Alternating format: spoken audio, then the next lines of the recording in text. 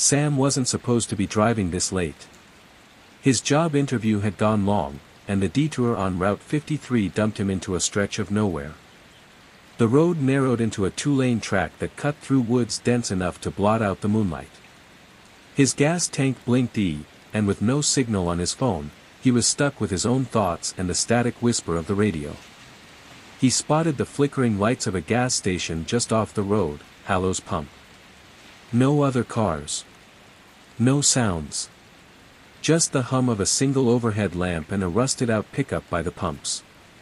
The place looked like it hadn't been touched since the 70s. A man stepped from the shadows. Old. Tall. Wearing a wide-brimmed hat and a red-stained apron. "You lost?" the man asked. "I just need gas," Sam replied. "Don't go through Graywick. Road's out. Head back the way you came. I've been driving for 2 hours without a turnoff. There's no signal. I can't get GPS." The man didn't blink. Still better than Graywick. Sam paid cash. As he refilled his tank, he looked past the station, where the trees opened slightly to reveal a crooked wooden sign nailed to a leaning post. Graywick, 2 miles. He got back in the car. He should have turned around. But the road was right there, and curiosity outpaced caution. Welcome to Graywick. Graywick appeared without warning. A single street lined with old clapboard houses, windows covered in newspaper and duct tape. Street lamps flickered like dying fireflies. The fog was so thick, Sam thought it might be smoke. Then he saw them. People, if they could still be called that, standing perfectly still on porches and in doorways. Watching. Blank-faced. Eyes too wide. One woman cradled something in her arms, cooing softly. When she turned, it wasn't a baby. It was a bundle of rags soaked with something dark. He drove faster. But the street looped. He passed the same house 3 times. The same man in the rocking chair, nodding with an empty gaze. No matter how he turned the wheel, the road curved back into Graywick's main street. On the 4th pass, the man in the rocking chair stood. Sam hit the gas. The road stretched this time, longer than before, houses vanishing into mist. A red light blinked up ahead. A stoplight. In the middle of nowhere.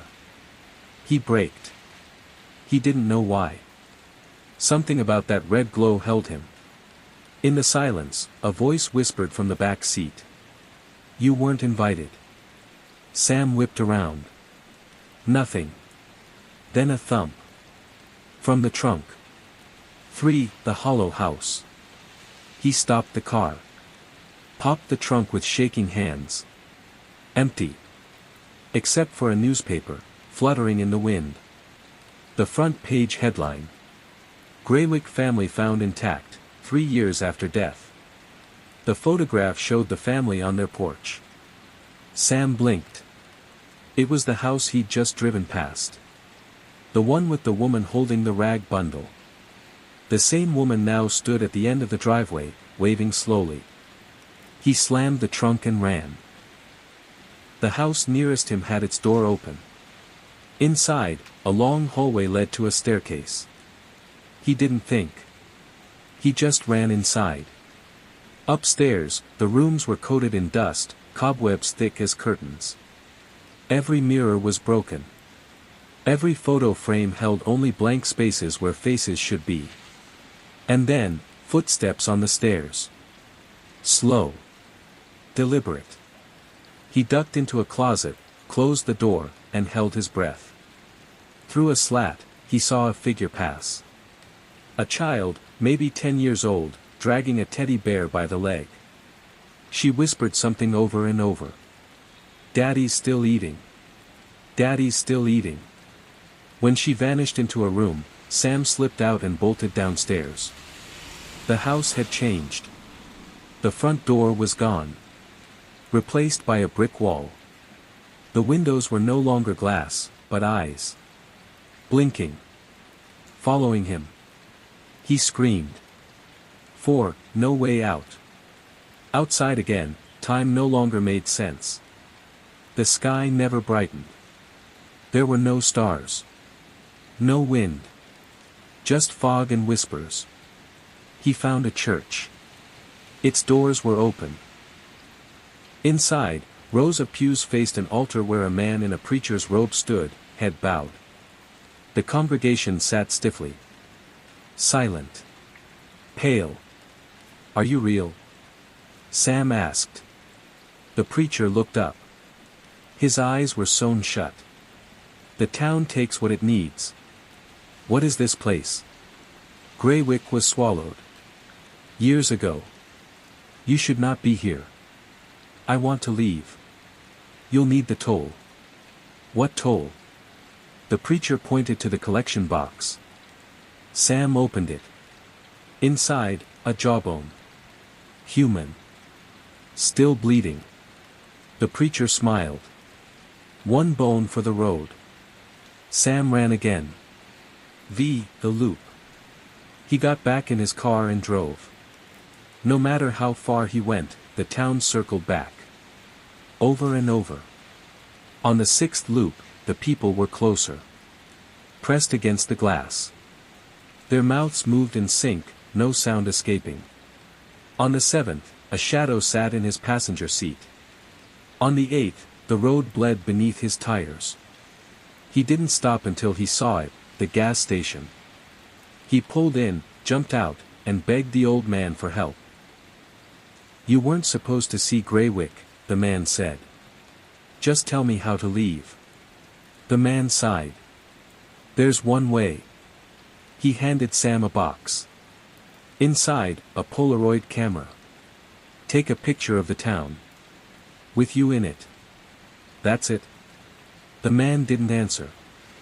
6. The picture. Sam stood at the edge of town. The fog parted just enough to see the street sign. He lifted the camera. Framed himself. Clicked. The photo slid out. He shook it. Waited. The image slowly appeared. Graywick. Empty. No people. No houses. Just him standing alone. Then, the photo darkened. Shapes bled through. The congregation. The preacher. The girl with the bear. The woman with the rags. All behind him. Closer. In the photo, they touched his shoulders. Opened their mouths. He dropped the camera. 7. Now you know. They never found Sam. Only his car, abandoned at HALLOW'S Pump, engine still warm. Some say if you drive Route 53 after midnight, the fog will find you. If you pass a gas station with a single flickering light, do not stop. Do not speak to the man with the apron. And if you hear your trunk thump, keep driving. Because Graywick isn't just a town. It's a hunger.